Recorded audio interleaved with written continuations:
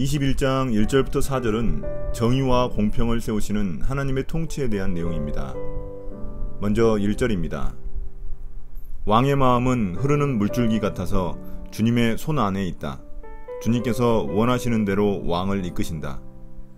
훌륭한 지도력은 하나님이 조절하시는 수로와 같다. 그분의 목적에 따라 물길을 돌리신다. 1절은 왕의 마음을 조종하시는 주님의 주권에 대한 것입니다.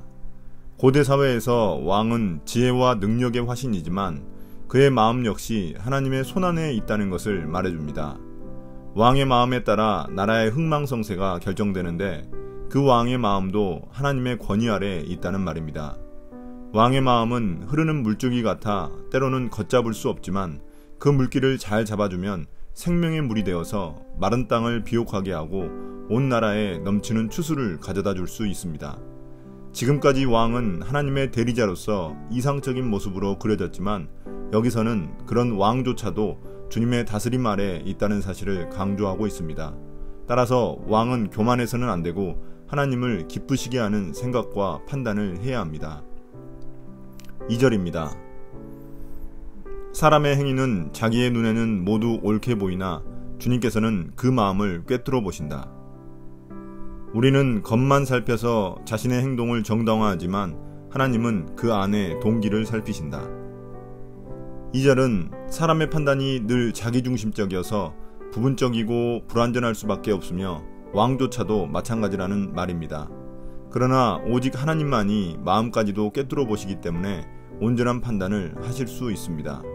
주님이 모든 것을 알고 계시기에 왕일지라도 주님을 속일 수 없다는 사실을 강조하고 있습니다. 3절입니다. 주님께서는 정의와 공평을 지키며 사는 것을 제사를 드리는 일보다 더 반기신다. 하나님 앞에서 깨끗하게 살고 이웃에게 정의롭게 행하는 것, 하나님은 이 두 가지를 종교의식보다 훨씬 중요하게 보신다.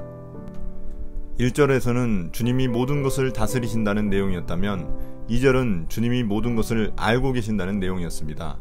3절은 주님이 기뻐하시는 것이 무엇인지에 대한 내용입니다. 주님은 우리가 형식적으로 제사 드리는 것, 즉 예배하는 것보다 우리 삶에서 실제 정의와 공평을 지키며 살아가는 것을 더 기뻐하십니다. 고대 이스라엘 사회에서 제사는 매우 중요한 의례였습니다. 그런데 그것보다 주님이 더 중요하게 생각하시는 것은 정의와 공평을 행하는 일입니다. 왕이 그 역할을 해야 한다는 것입니다. 4절입니다. 거만한 눈과 오만한 마음, 이러한 죄는 악인을 구별하는 표지이다. 오만과 교만은 악인의 두드러진 특징이며 명백한 죄악이다. 3절이 주님이 기뻐하시는 것이었다면 4절은 주님이 미워하시는 것입니다.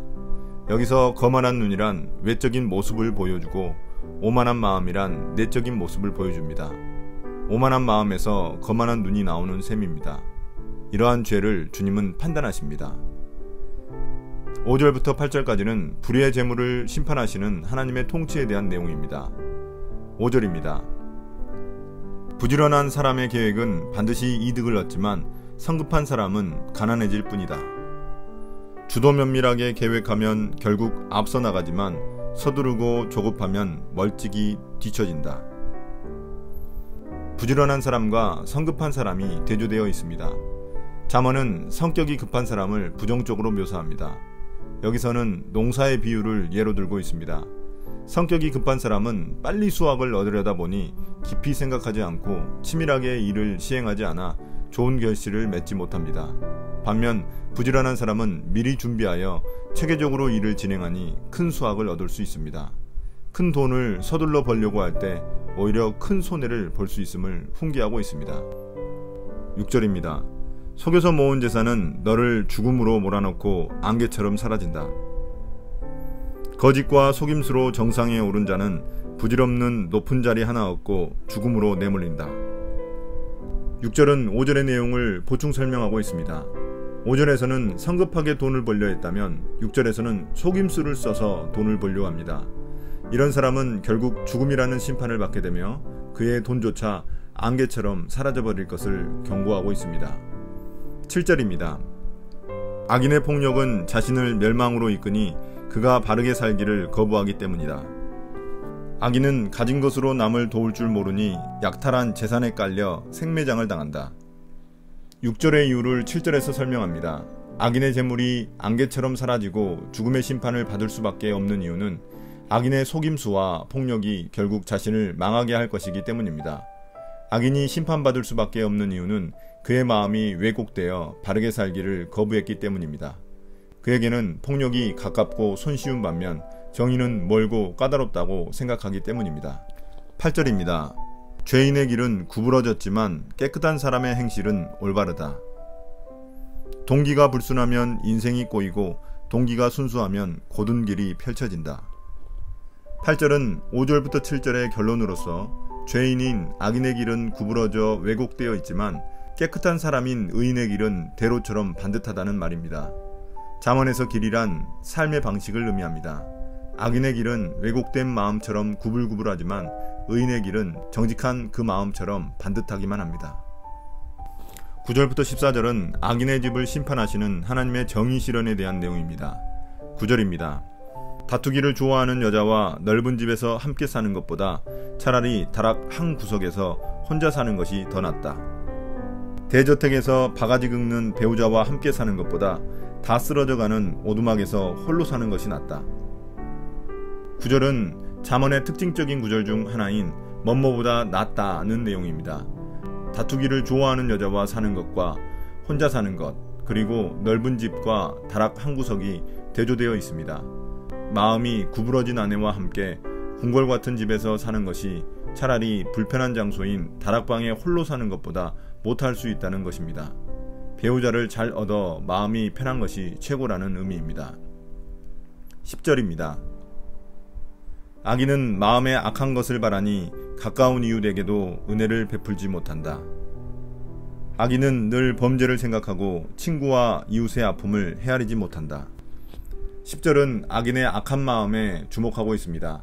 악인이 악행에 몰두하는 이유는 다른 사람들이 재앙받기를 원하는 악한 마음이 있기 때문입니다. 그래서 악인은 가까운 이웃일지라도 그의 어려움을 무시할 뿐 아니라 심지어 그 어려움을 더해주려고 합니다. 11절입니다.